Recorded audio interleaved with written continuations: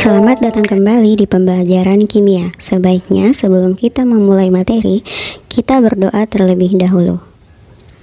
Pada mulanya, manusia menggunakan polimer alam hanya untuk membuat perkakas dan senjata. Tetapi keadaan ini hanya bertahan hingga akhir abad 19 dan selanjutnya manusia mulai memodifikasi polimer menjadi plastik. Ini berkat jasa dari Hermann Staudinger, seorang profesor kimia dari Universitas Sains Terapan di Jerman, yang merupakan tokoh utama yang berhasil mengembangkan polimer modern. Staudinger pada tahun 1920-an melakukan penelitian yang berbuah pada metode modern dalam memanipulasi polimer alam maupun sintetis. Plastik yang pertama kali dibuat secara komersial adalah nitroselulosa. Material plastik akhirnya berkembang pesat dan sekarang mempunyai peranan yang sangat penting di bidang elektronika, pertanian, tekstil, transportasi, furniture, konstruksi, kemasan kosmetik, mainan anak-anak, dan produk-produk industri lainnya. Polimer merupakan salah satu material yang sangat lekat dengan berbagai aspek di kehidupan modern. Sangat mudah untuk menemukan barang yang terbuat dari polimer di sekitar kita saat ini.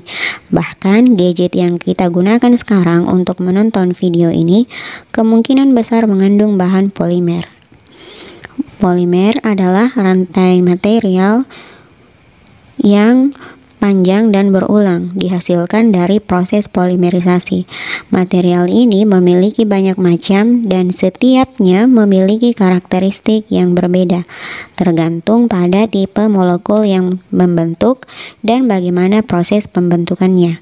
Beberapa polimer memiliki sifat lentur seperti karet dan polyester, sedangkan beberapa lainnya keras dan kuat seperti kaca dan epoksi.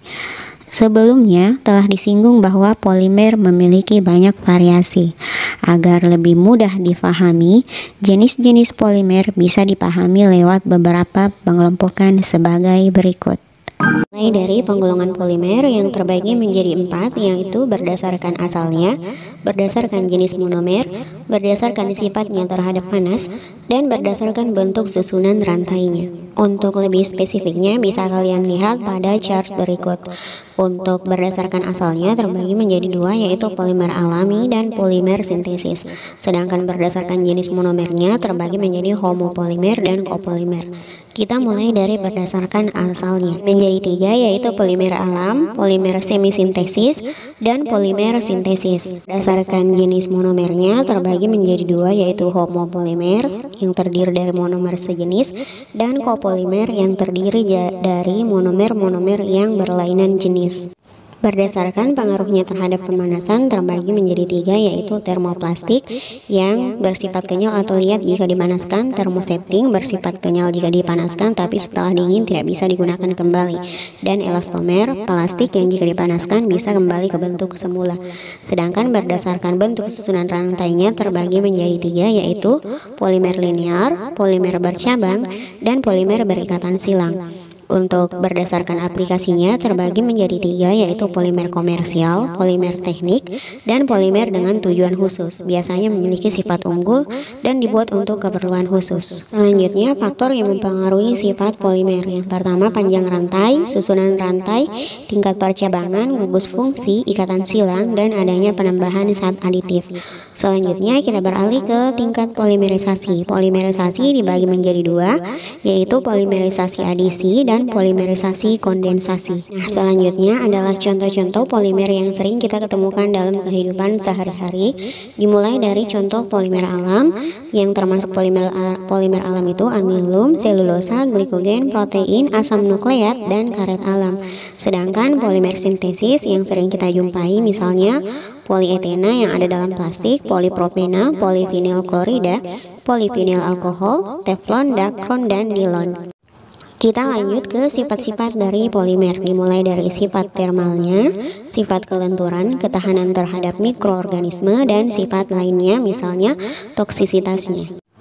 Nah, di pembahasan selanjutnya kita membahas kegunaan polimer. Misalnya, polietena digunakan untuk plastik, pembungkus makanan, dan jas hujan, peralatan dapur, serta pelapis kawat dan kabel.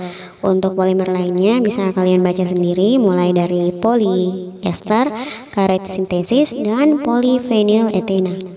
Polimer plastik memang memiliki segudang kegunaan dalam kehidupan sehari-hari, tapi yang harus kita waspadai di sini adalah dampaknya. Polimer yang dibuang ke lingkungan sulit terurai, bahkan bisa menyebabkan kanker jika terlarut dalam makanan dan masuk ke dalam tubuh. Dalam pengolahannya menjadi limbah, kita harus memperhatikan modulus atau kekakuan struktur polimer industri yang dibagi menjadi serat, plastik, dan karet. Serat memiliki modulus yang tinggi, setelah itu plastik, dan yang paling rendah adalah karet. Polimer yang termasuk plastik memiliki sifat plastis, artinya dapat ditarik tetapi tidak kembali ke bentuk semula jika dilepaskan. Lain yang harus kita perhatikan adalah tingkat ketahanannya terhadap panas. Misalnya termoplastik dapat dilunakkan dengan pemanasan dan jika dibiarkan dingin akan mengeras serta dilunakkan lagi beberapa kali. Tetapi plastik termoset tidak dapat dilunakkan dengan pemanasan dan tidak bisa didaur ulang. Pada tabel berikut, kalian bisa melihat jenis-jenis plastik yang sering kalian gunakan dalam kehidupan sehari-hari, berikut dengan struktur monomernya dan struktur polimernya serta sifatnya. Silahkan perhatikan baik-baik contoh berikut. Nah, di sini kalian bisa menyimak bagaimana struktur dari polimernya dan struktur dari monomernya. Silahkan perhatikan baik-baik bagaimana sifatnya dan bagaimana kegunaannya dalam kehidupan sehari-hari agar kalian bisa menanggulangi limbah dari plastik-plastik ini. Karena plastik ini jika dibakar akan menimbulkan polusi udara yang bahkan bisa menyebabkan kanker. Tapi jika ditimbun dalam tanah, justru akan mencemari air tanah dan ekosistem sekitar. Karena sukar terlarut bahkan memerlukan waktu hingga 100 tahun agar bisa terurai. Oleh karena itu, pengetahuan kalian tentang plastik akan memudahkan kalian untuk mendaur ulang, bahkan mengurangi penggunaan plastik dalam kehidupan sehari-hari.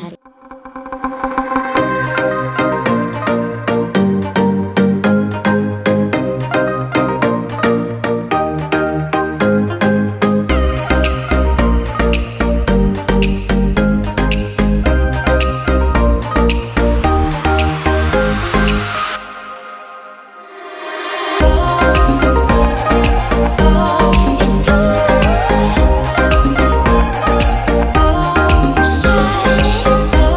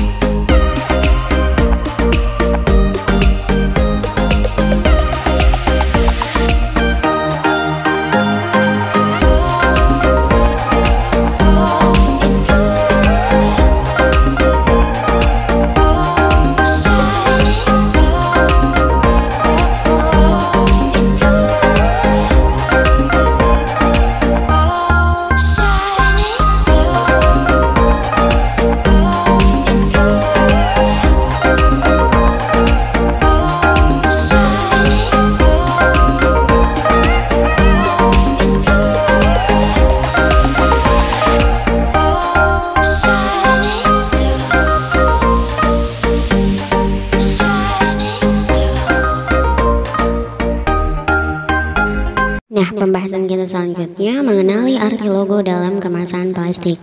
Biasanya di bagian bawah kutub plastik ada logo HDPE atau LDPE. HDPE maksudnya di sini High Density Polyethylene atau polyethylene dengan densitas tinggi, dan LDPE Low Density Polyethylene atau polyethylene dengan densitas rendah.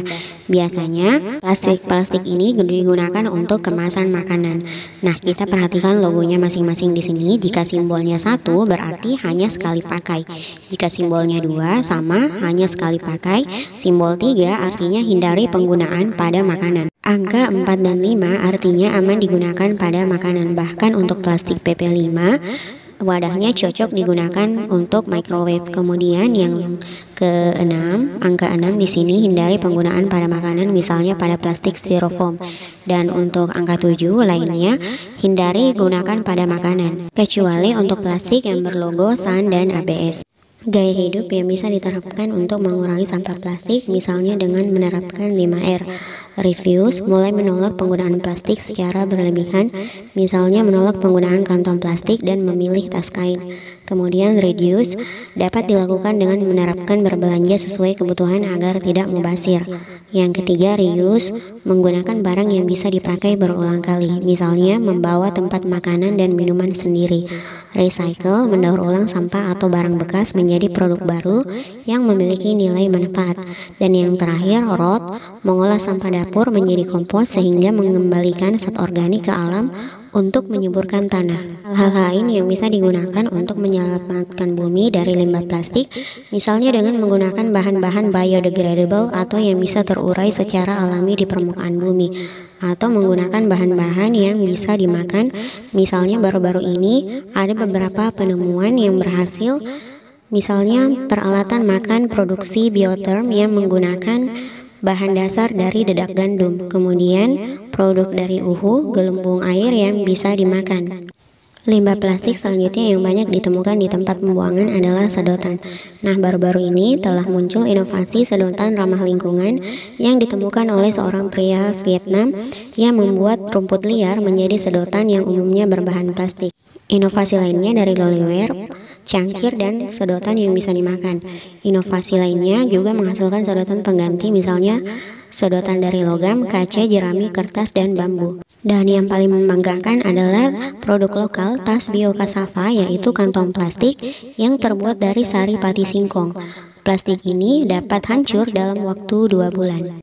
Nah, itulah pembahasan materi kita tentang plastik. Semoga kalian bisa menerapkan pola hidup 5R untuk menanggulangi limbah plastik di muka bumi. Sampai jumpa di pertemuan selanjutnya.